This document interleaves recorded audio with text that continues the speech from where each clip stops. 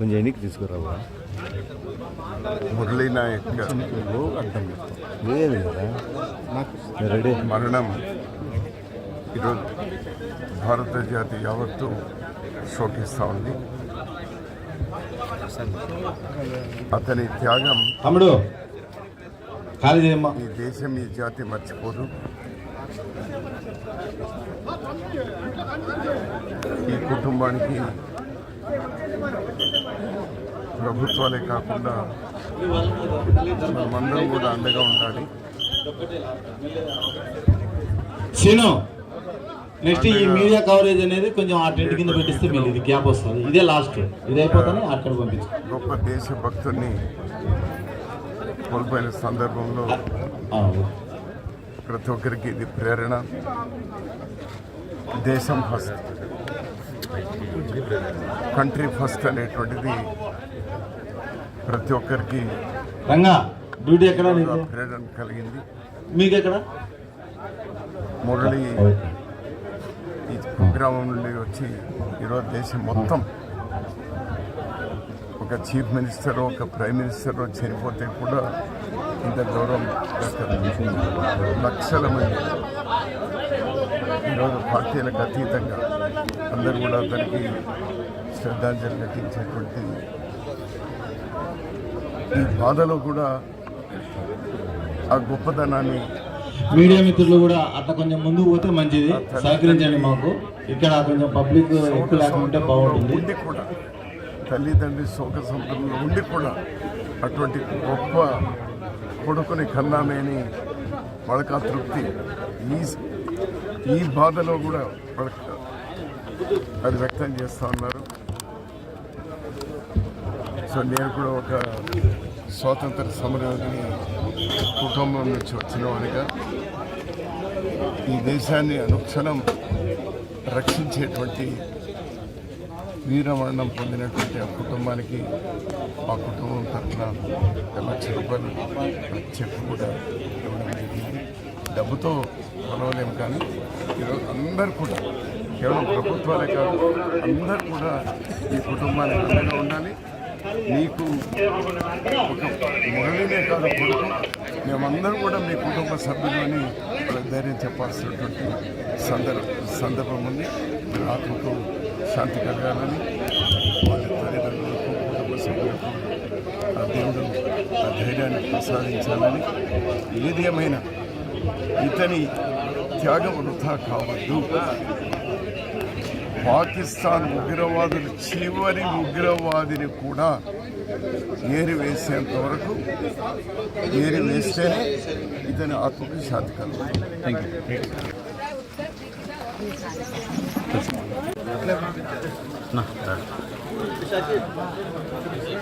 రామ వచ్చాయి, నిలబడద్దు సార్.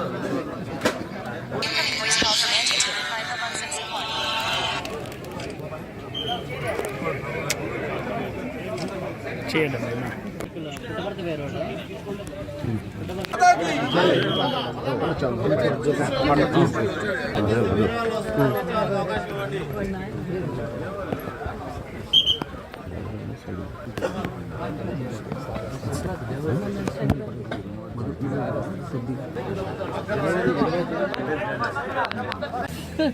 దేశం కోసం సిపాయిగా వెళ్ళి నీ ఘన విజయం నాకు ఎప్పుడు నా అనుకోలేదు. నేను కలర్ అనుకోలేదు. ఏమో అనుకుంటే నీ ఆర్మీ డ్యూటీ అంటే నేను ఏమో అనుకుంటే ఇది ఇంత గొప్పగా విన్నాం, ఇది ఇంత గొప్పగా నీ గురించి శ్రద్ధాంజలి అవుతుందని నేను అనుకోలేదు. ఒంటరిగా పుట్టి నాలో ఒంటరిగా వెళ్ళిపోతే రాము పోరాటం చేసి.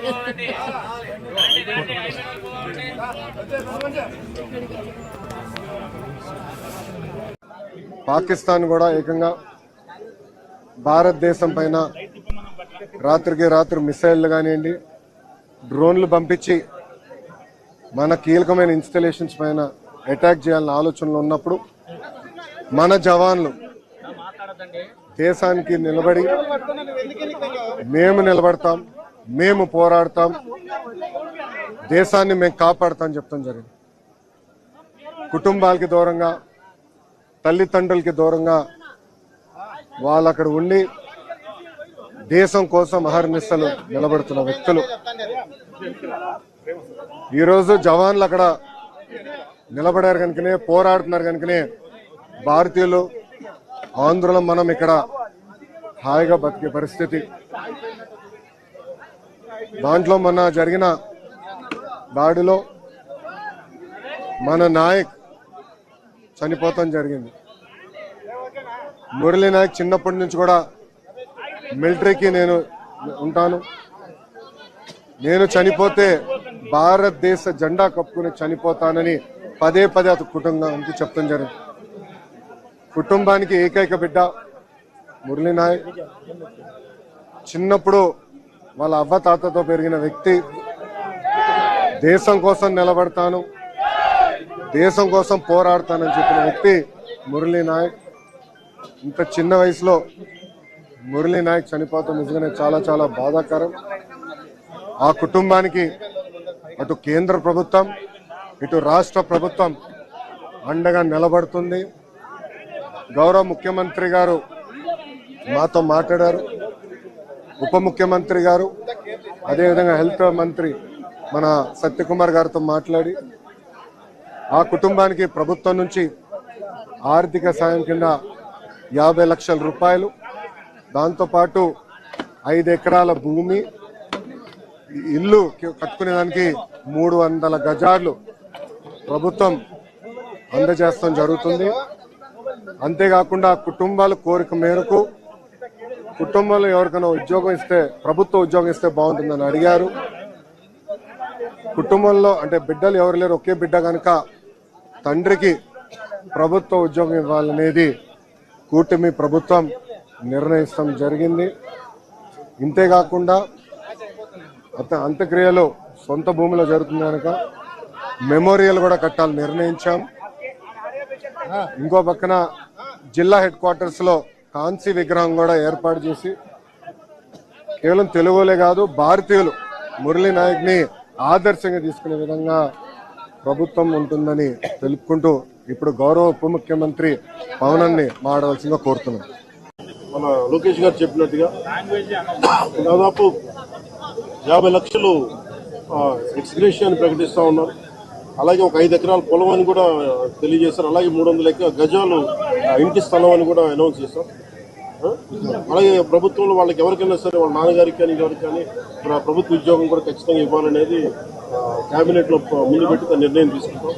ఇవన్నీ కాకుండా నేను అదనంగా వ్యక్తిగతంగా నేను కూర్చోబెట్టి ప్రస్తుతం వరకు 25 లక్షల రూపాయలు మన కుటుంబానికి నా వ్యక్తిగతంగా నేను సాయం చేస్తానని తెలియజేసుకుని ఇది ఇలాంటి పరిస్థితులు రాకూడదని కోరుకుంటాం.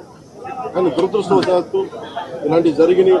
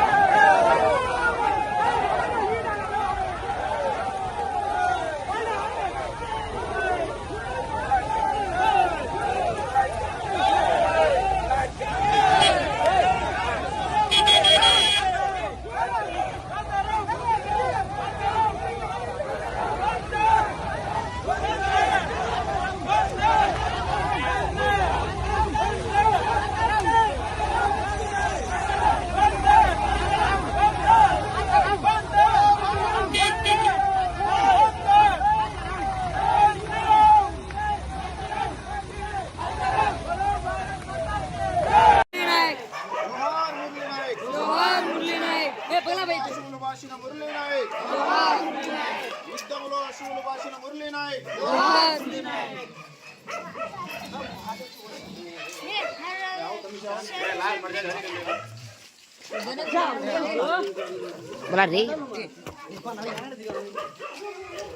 భారత్ మాతా కి జై భారత్ మాతా కి జై భారత్ మాతా కి జై భారత్ మాతా కి జై యుద్ధములో పోరాడి అసువులు బాసిన మురళీ నాయక్ యుద్ధములో పోరాడి అసువులు బాసిన మురళీ నాయక్ దేశం తరపున పోరాడి వీరమరణం పొందిన మురళీ నాయక్ యుద్ధములో దేశం కోసం పోరాడి వీరమరణం పొందిన మురళీ నాయక్ జోహార్ మురళీ నాయక్ జోహార్ మురళీ నాయక్ జోహార్ మురళీ నాయక్ జోహార్ మురళీ నాయక్ జోహార్ మురళీ నాయక్ జోహార్ మురళీ నాయక్ యుద్ధములో పోరాడి వీరమరణం పొందిన మురళీ నాయక్ జోహార్ మురళీ నాయక్ జోహార్ మురళీ నాయక్